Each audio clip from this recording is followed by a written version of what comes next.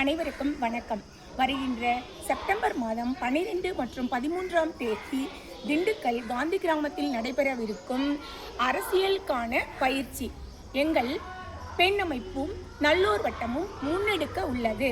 பெண்கள் அரசியலை புரிந்து கொள்ளவும், அரசியல் களத்தில் தங்களுக்கான இடத்தை உருவாக்கி கொள்ளவும், சமூகத்தை நோக்கி செயல்படவும் பெண்கள் அனைவரும் ஒன்றாக இணைந்து இந்த பயிற்சிக்கு செல்ல இருக்கிறோம்.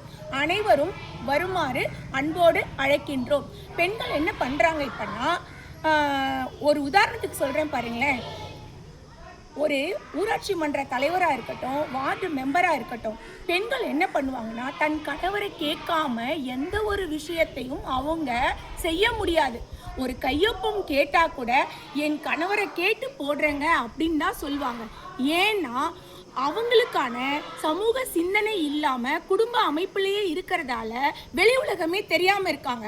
அப்போது பெண்கள்னா அரசியலே தெரிய வேண்டியதில்லை, அவங்களுக்கு குடும்பத்தை மட்டும் பார்த்தா போதும், இப்படி தான் நாம் இதுவரைக்கும் உருவாக்கி வச்சுருக்கோம். ஆனால் பெண் அமைப்பு என்ன பண்ண போகுது அப்படின்னா, நீங்களும் அரசியலை நோக்கி வாருங்கள் அப்படின்னு சொல்லி பெண் அரசியலை முன்னெடுக்க உள்ளது.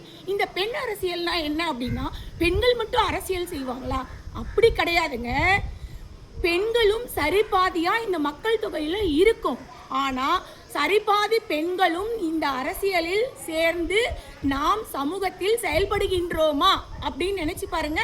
அது பெரிய கேள்விக்குறியா இருக்கும். ஏன் பெண்களுக்கு அரசியல் தெரியாது அப்படின்னு சொல்லி நம்மள ஒதுக்கி வச்சிடறாங்க. நீ குடும்பத்துக்கு மட்டும்தான், இல்லை மிஞ்சி போனா நீ வேலைக்கு போய் வரையா, அது மட்டும்தான் நம்ம வேலை நினைச்சிட்டு இருக்காங்க.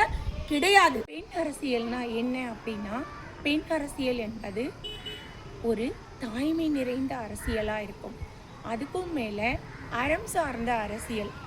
ஆணாதிக்கம் இருக்காது, தனி மனித துதிப்பாடுதல் இருக்காது, தன்னை மட்டும் முன்னிறுத்தி கொண்டு தலைமைத்துவத்தை தன்னை மட்டுமே கட்சியாக பாவிக்கின்ற போக்கு இருக்காது.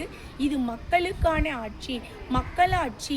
அப்போது மக்களுக்காகத்தான் நாம் பிரதிநிதியாக வந்திருக்கோம் அப்படிங்கிறத உணரும் வகையில் இந்த அரசியல் பயிற்சியை ஒவ்வொரு பெண்ணும் எடுத்துக்கொண்டு அதற்கப்புறம் நாம் போயிட்டு அரசியல் களத்தில் நிற்கும் பொழுது மக்களுக்காக மட்டுமே நடத்துகின்ற ஜனநாயகமாக இருக்கும். அப்போ தான் நம்முடைய நாட்டில் பயனாளி சமூகம் ஒரு குடிமை சமூகமாக மாறும்.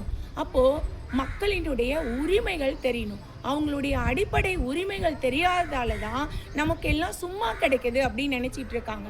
இங்கே அரசாங்கம் என்பது மக்களினுடைய வரி பணத்தால் இயங்குவது. அப்போது மக்களுக்காகத்தான் இந்த அரசாங்கம் இருக்குதே தவிர அரசாங்கத்திடமிருந்து கையேந்தும் குடிமக்கள் நாம் கிடையாது அப்படிங்கிறத ஒவ்வொரு குடிமகனும் உணர வேண்டும். ஏன்னா அரசாங்கம் கொடுக்குது அப்படின்றதான் நிறைய பேர் புரிஞ்சு வச்சிருக்காங்க. அதை இலவசம்னு வேற சொல்றாங்க. இது முற்றிலும் மறுக்கப்பட வேண்டிய ஒன்று. நமக்காகத்தான் சட்டத்தை இயற்றியிருக்கோம். அதை தான் நாம அரசமைப்பு சட்டத்துல சொல்றோம், மக்களாகிய நாம் அப்படிதான் சொல்றோம். அப்ப இந்திய மக்களாகிய நாம் நமக்காக வழங்கப்பட்ட சட்டத்தை, நமக்கு நாமே இயற்றிக்கொண்ட சட்டத்தை நாம குடிமக்கள் கிட்ட கொண்டு போய் சேர்க்கணும். அதுதான் படித்தவர்களுடைய வேலையா இருக்கணும். அப்போ ஒரு அறிவார்ந்த குடிமை சமூகத்தை யாரால உருவாக்க முடியும்னா, இப்படிப்பட்ட அரசியல் பயிற்சிக்கு சென்று தன்னை நல்லா செப்பனிட்டு கொள்ள வேண்டும். தன்னை யார் என்று உணர்ந்தால்தான் மக்களுக்கு சேவை பண்ண முடியும். தன்னை தனியாக நானே தலைவர் என்ற அந்த எண்ணம் இல்லாமல் மக்களுக்கான பிரதிநிதியாக அங்கு சென்று மக்களுக்கான பணியை ஆற்ற வேண்டும் என்றால் முழுக்க முழுக்க பெண் அரசியலால் மட்டும்தான் முடியும். அதற்காகத்தான் நாங்கள் முதற்கட்டமாக நல்லோர் வட்டமும் பெண் அமைப்பும் இணைந்து 100 பேர் திண்டுக்கல் காந்தி கிராமத்திற்கு செல்லவிருக்கின்றோம். அங்கேயே தங்க போகிறோம்.